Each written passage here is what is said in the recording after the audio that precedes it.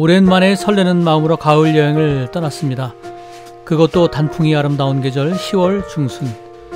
충북 단양과 옥천으로 고고. 가장 처음 들른 곳은 옥천의 수생식물학습원입니다. 언덕 위에서 가만히 호수를 내려다보면 스위스 르체른 호수의 전경이 생각납니다. 대청호를 품고 있는 이곳은 호수 중에 세 번째로 큰 대청호 안에서 가장 뛰어난 경관으로 2003년부터 주민들이 수생식물을 재배하고 번식, 보급하며 지금의 이 아름다운 농장을 만들었다고 합니다. 정원엔 수련농장, 수생식물농장, 온대수련연못, 매실나무 과수원, 잔디광장, 산책로 그리고 카페로 이루어져 있는데요. 산책로를 따라 걷는 게 저는 참 좋았던 것 같습니다.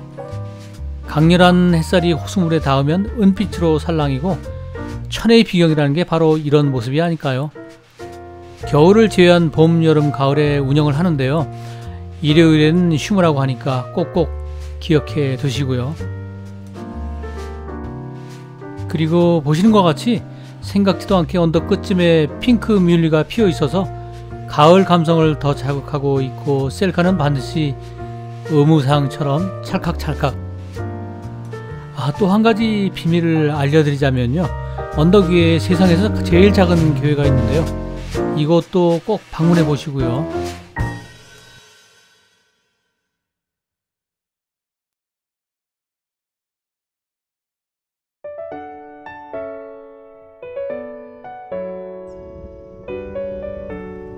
옥천의 두 번째 방문지는 군북면에 위치해 있는 부소담악입니다.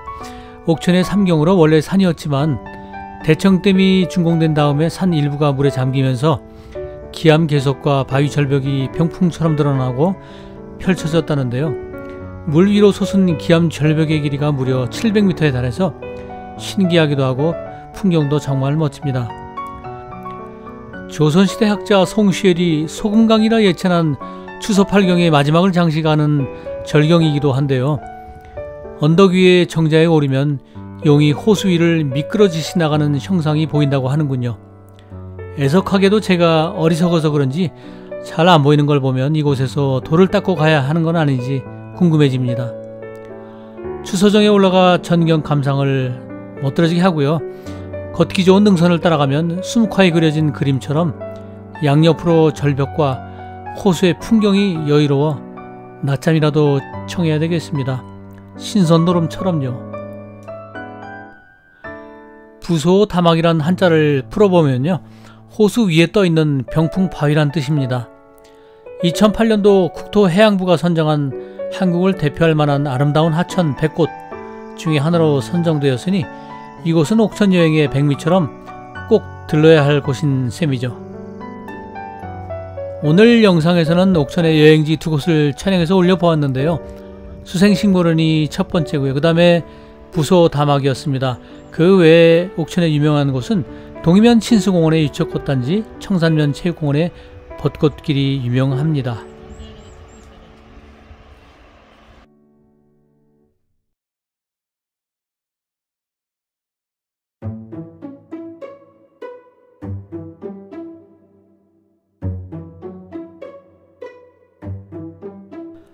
자, 이제 옥천에서 단양으로 넘어왔습니다. 여러분들은 충청북도 단양군에 있는 도담 삼봉에 대해서 잘 아실 거예요. 남한강 상류 한가운데 3개의 바위로 이루어진 섬으로 매포민요의 전승지이기도 하죠. 단양의 8곳 명승지는 상서남, 중서남, 하서남, 구담봉, 옥순봉, 도담 삼봉, 성문, 사해남 이렇게 분포되어 있습니다. 도담 삼봉의 일출은 단양에서도 특히 유명합니다. 아쉽게도 이번 충북 여행에서는 구름이 많은 관계로 도담 삼봉의 아름다운 모습을 담을 수 없어서 많이 아쉬웠는데요. 다음 단양 여행을 하게 된다면 일기예보를 꼭 보고 다시 와야 될 것 같습니다. 그리고 도담 삼봉의 전경도 멋지지만 도담 삼봉 나루터에서 유람선을 타고 성문에서 삼봉대교까지 유람을 하시는 것도 단양 여행의 의미를 더 깊게 해줄 것 같습니다. 남한강 가운데 떡 버티고 있는 삼봉산이 꽤 신기하시죠? 도담 삼봉에 관한 재밌는 설화가 내려오는데요. 강원도 정선군의 삼봉산이 홍수에 떠내려와서 단양 8경 가운데 하나인 지금의 남한강 자리에 우뚝 서게 되었답니다. 그런 이유로 단양군은 정선에 세금을 꼬박꼬박 내게 되었는데, 그러던 중 용감한 한 소년이 우리가 삼봉을 정선에서 떠내려오라 한 것도 아니요, 오히려 물길이 막아 피해를 보고 있는데 아무 소용도 없는 봉우리에 세금을 낼 이유가 없다 하며 필요하면 도로 가져가라, 그런 말을 했답니다. 그 뒤로부터 세금을 내지 않게 되었다고 하네요.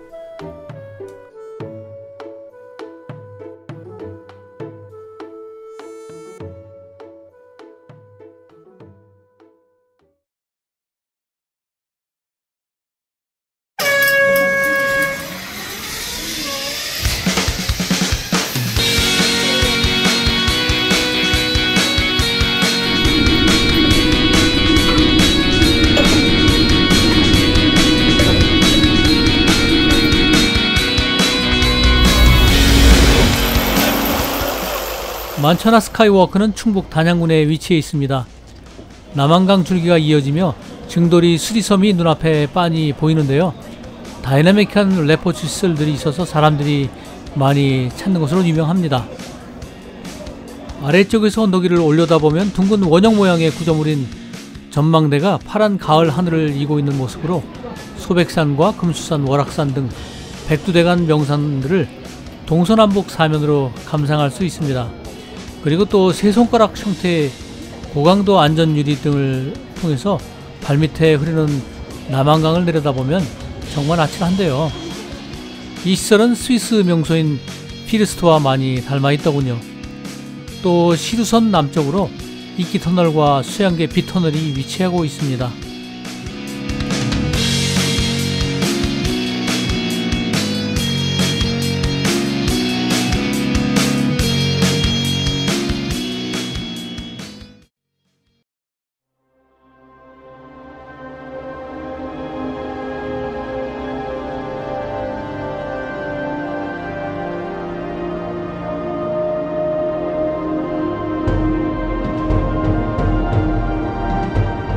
빛이여 어둠을 밝혀라.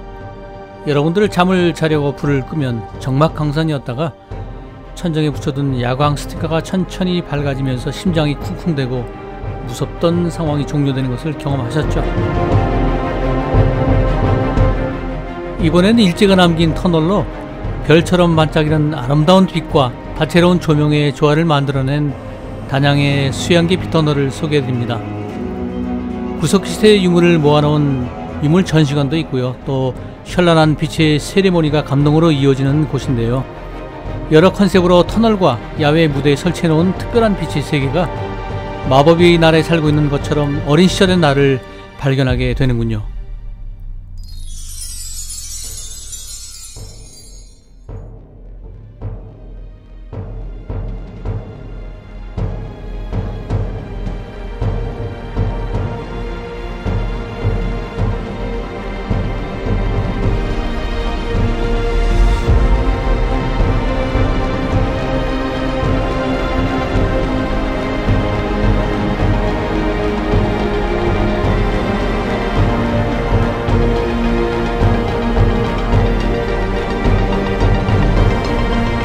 단양 잔돗길로 접어들기 전 남한강변의 코스모스가 가을을 수놓고 있더군요.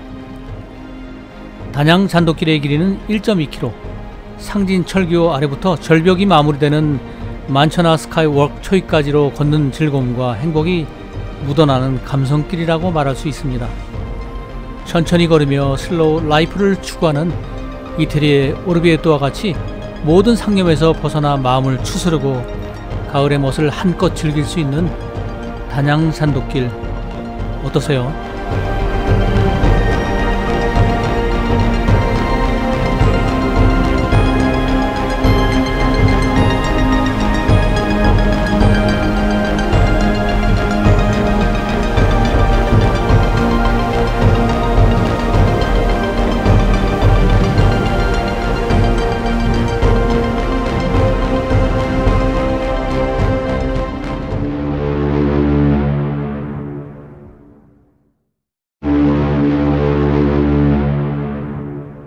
다비가 있습니다. 자리에 다비가 있죠. 왔다 갔다 하시면서 구경하시면 되겠습니다.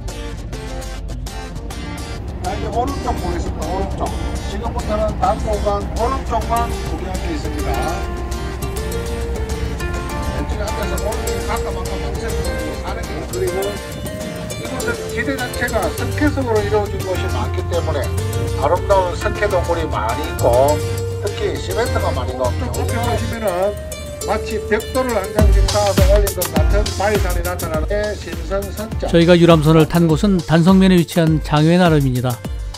이곳 장외 마을은 1986년 충주댐의 완공으로 마을 대부분이 잠기는 서글픈 역사가 있는 곳인데요. 이곳에 유람선 선착장이 생기면서 충주호를 볼 수 있는 관광객들에게는 또 하나의 즐거움이 생기는 것이죠. 유람선에서 구수한 목소리로 해박한 지식을 털어놓는 선장님의 정겨운 목소리 때문에 충주호의 비경과 또 그 유명한 구단봉, 옥순봉을 알게 되어서 너무 좋았던 것 같습니다. 오늘 영상은 야심찬 충청도의 계획으로 레이크파크 르네상스라는 프로젝트 이름을 갖고 있는데요.